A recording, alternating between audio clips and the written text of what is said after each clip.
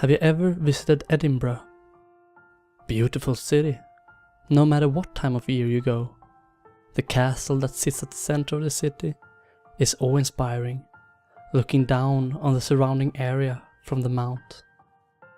The peaks and valleys of the land have resulted in a city that flows with the landscape.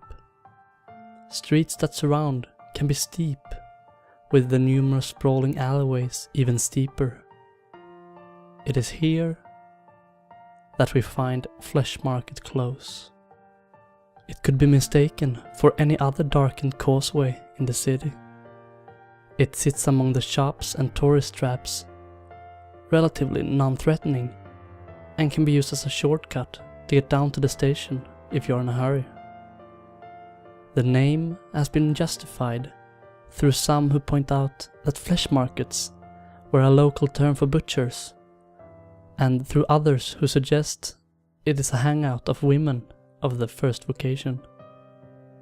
These are incorrect.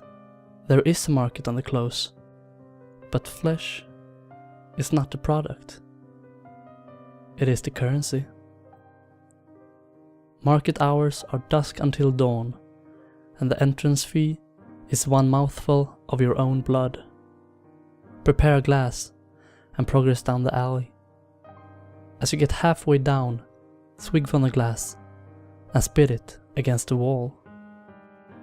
The blood will bubble and spread across the wall, coagulating into a hardened scab. This will then start to flake and scatter. A rather anticlimactic door will be revealed beneath. Stepping through is disorientating, as logic will tell you that you're entering into a building. The space you are stepping into has no walls, with darkness shrouding the edges. It is at the penumbra that a number of stalls are set up, run by individuals who look like market traders from across the globe. From Arabian merchants to Cockney grocers to New York street conmen. All of their clothes are splattered with blood and offal. These figures will emphasize you to come speak with them and will gesture to numerous signs around their stalls regarding the sales they are currently having. Upon approaching one of the stalls, they will start to pressure you to make a deal with them. You are certainly welcome to do so, and the products that are available are certainly worth consideration. Starting at the cheap end of the spectrum, you may wish to offer one breath. A lungful will net you knowledge of the weather for the next day. In itself a rather pointless purchase in this age of smartphones and the Met Office, but centuries ago invaluable. Taking this offer will result in the seller reaching out with his hand flattened, then quickly grasping it into a fist. The air will literally be stolen from your lungs and cause a few moments of gasping as you catch your breath. Are you attached to your fingers? How attached? I mean, do you reckon you could do without your little finger? This sale will provide you instant forgiveness from any one person you desire for any wrongs you may have encroached against them.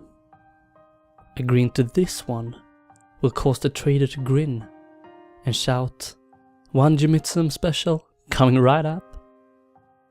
They will lunge forward and grab your wrist, pinning it to the table.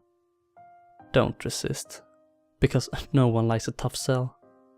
A flash of steel, and you will be minus one digit. Just remember, you can only pay twice. Now, make no mistake, it will hurt. There will probably be a lot of blood. And if you don't take care of the wound, it may even get infected. As the price goes up, you may want to consider taking precautions regarding what you trade. Tourniquets and sutures would certainly not go amiss. Now, some of the trades will seem familiar and may hark back to stories and legends that have existed for millennia. This is the influence the market has had on our culture, leaching in over the centuries. A pound of flesh will make it impossible for the next person you make a trade with to renege on the deal. Especially useful if you don't trust the company you keep. It has no use within the market, as all of the traders here are trustworthy and will honor a purchase to the letter and the spirit. Best to leave this transaction until last. How about one of your eyes? Depth perception is overrated anyway. Offering up one of them will allow you to converse with our avian friends. You will be able to call down the birds from the trees, and they will be able to answer any questions you may have.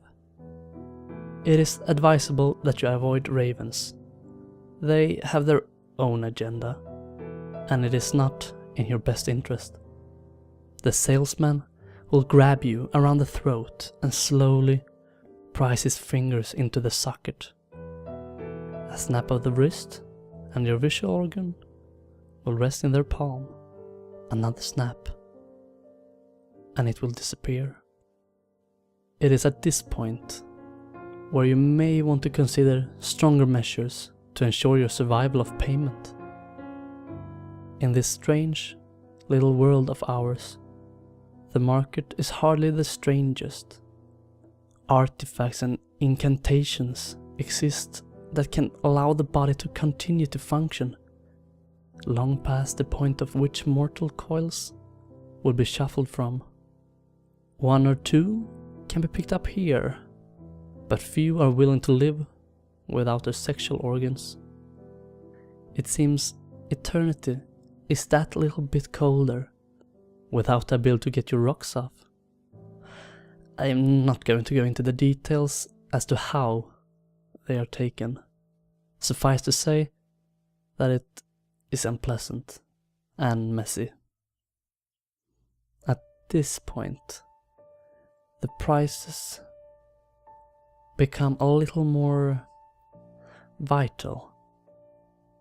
What would you take for your stomach? In this deal, it would merit you the ability to understand the desires of anyone you talk to. Whilst you converse with them, your mind will be filled with the images of which they covet the most. This would provide a significant advantage to any budding salesman, and the deal has been taken up by several of the stallholders themselves. Some may argue that such a gift would be more poetically suited to the heart. That vascular muscle, however, is a part of an altogether different deal. By bartering with your heart, you can guarantee the happiness of any given individual for the rest of their life, however long that may be. The removal of these types of organs can be significantly painful, but the dealers will allow you a moment to prepare yourself before they produce a short, keen blade. One practice swipe later, and they will be digging into your tissues. They have an unerring accuracy and a level of cleanliness that rivals any surgeon. Now it is acknowledged in some places that once a deal has been sealed, a buyer may have second thoughts and may want to back out. This is not one of those places. Most of the contract is left unspoken, but you are expected to have done your research. The buyout clauses are a killer. Whilst most of the body can be put on the table, there are limitations.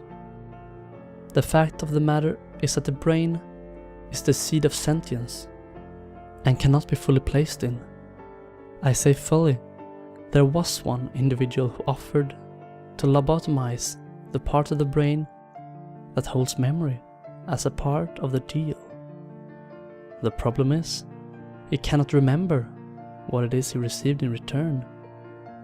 I hear he suffered night terrors for the rest of his days.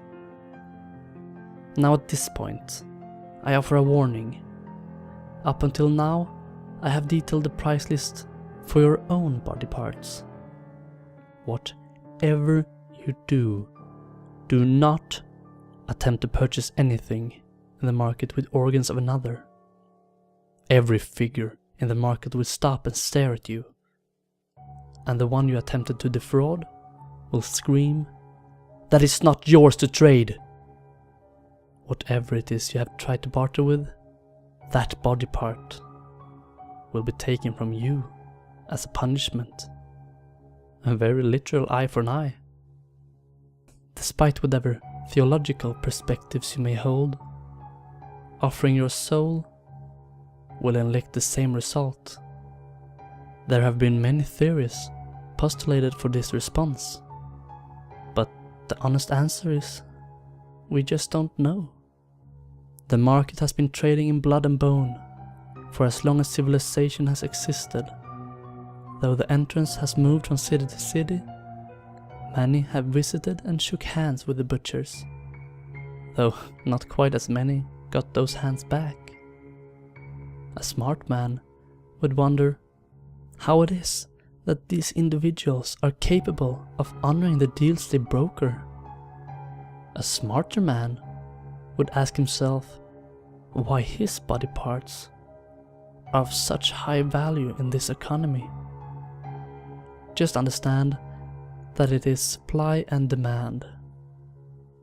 As long as there are fools willing to supply, you shouldn't need to concern yourself with who is doing the demanding.